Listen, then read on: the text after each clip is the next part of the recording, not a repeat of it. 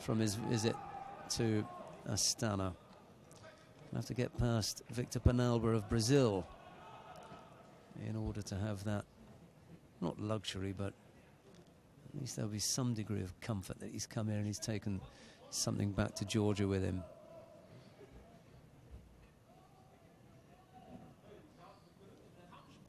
Always that danger if you get eliminated in the semifinals and you were expected to win, that you kind of have a bit of a letdown.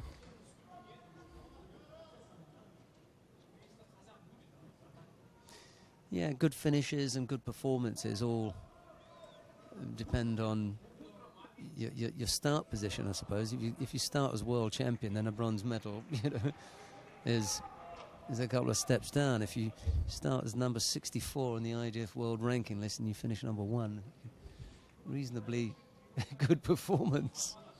Good day at the office.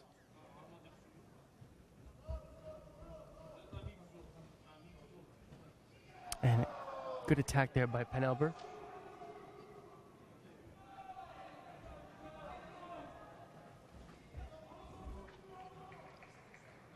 Penalber threw beautifully with that Taitoshi earlier on. Do you remember? Yes, really I did. Low. I can't remember who it was that he rolled over.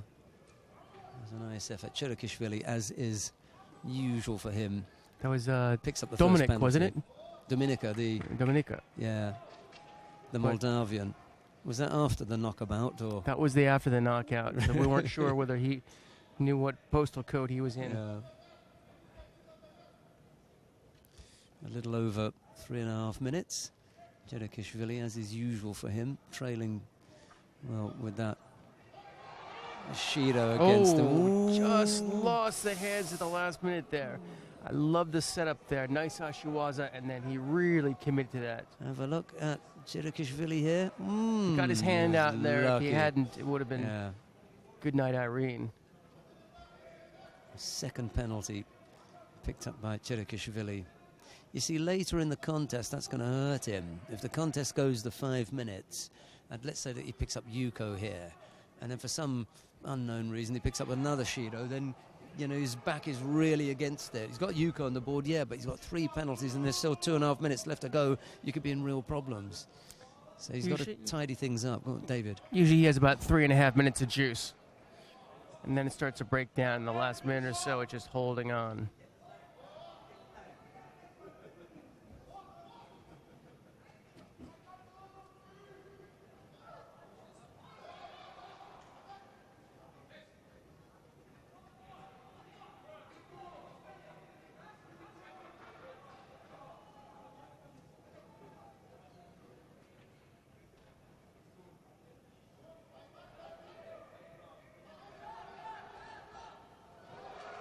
Uchimata just falling away at the end. He throws his leg up there, but I just don't see the power, you know, when trying to get the upper body rotated. Yeah, that was where that fell down. Didn't have control of the upper body. Nice leg work, but without the upper body under control, you're not going to throw him.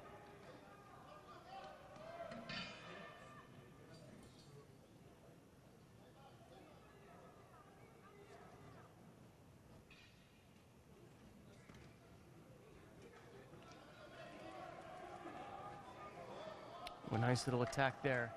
Another Osolta there by Penalber.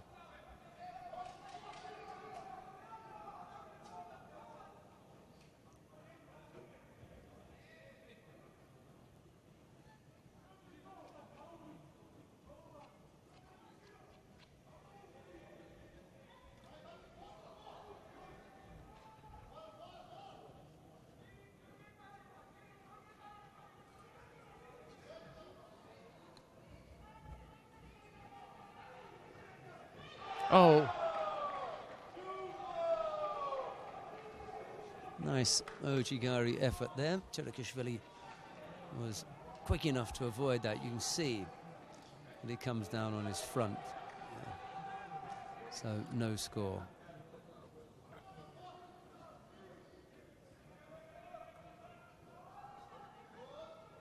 This is kind of what he was trying to do with Nagase. He was just relying mostly on counters, waiting for the guy to come in.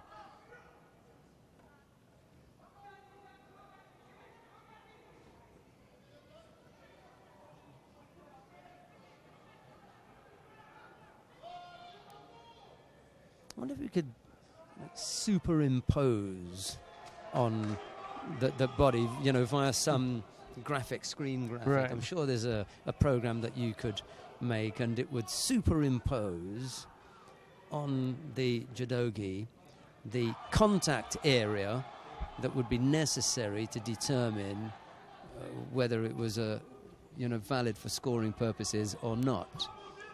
Because we talk about being flat on the back. Well, with Lee Jiangsu, not only could you read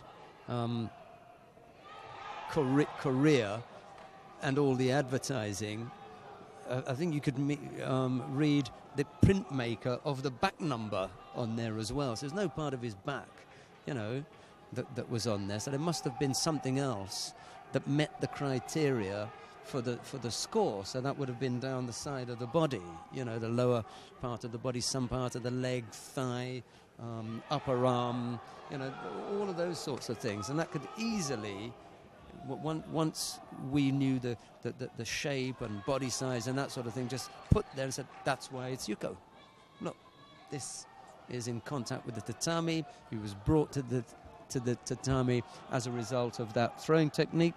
That's valid for scoring purposes. Just like the in baseball, where they superimpose on the screen the strike zone. Yeah, the strike zone. It's a touch in the strike zone, you know, up in the right corner or wherever it is, you know. It doesn't exist there, but they superimpose it. The ball goes in there. Well, you could think of the pretty much the backpack as the strike zone. Yeah, for the things on the back, that's Wazari or Ippon, and then for the side, then it catches the seam. You know. I'm talking about the body, because sometimes there are scores made where absolutely none of the back needs to be there, but you've put them down on the side. No score in the contest. Tchrikishvili ended up picking up 3 penalties. Penalber the one. The advantage was with Penalber, the Brazilian, having collected 2 Shidos fewer than the world champion Tchrikishvili. Well, the next time he steps on the mat, he won't be world champion any longer. I guess they have to wait for the national anthem to play for it's officially he's no longer the end of the gold medal match. So he's got the gold medal match. He's got about 5 more minutes. He's got 5 minutes to enjoy it. Penalber's already started enjoying it.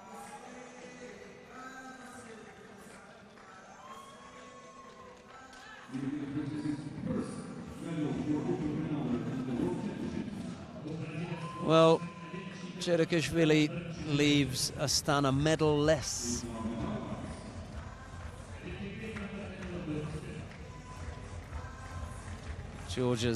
One of Georgia's favourite sons. I still suspect that it's Lipatiliani, who we'll see tomorrow. Jules Franzen, by the way, failed to make an appearance because she was disqualified. It wasn't because she was injured, so my apologies for any inaccuracy that I gave you. And thanks to Thomas van Gestel for your email. Thanks a lot, Thomas. I wasn't aware of the disqualification, and it's a really sad thing because Franzen had fought so well all day, and to get herself in that position was a terrific performance at this level. I'm really happy for her that she's performed so well, and Mariana Miskovic as well, 2 fighters who've been around for a while and not always hit those dizzy heights, but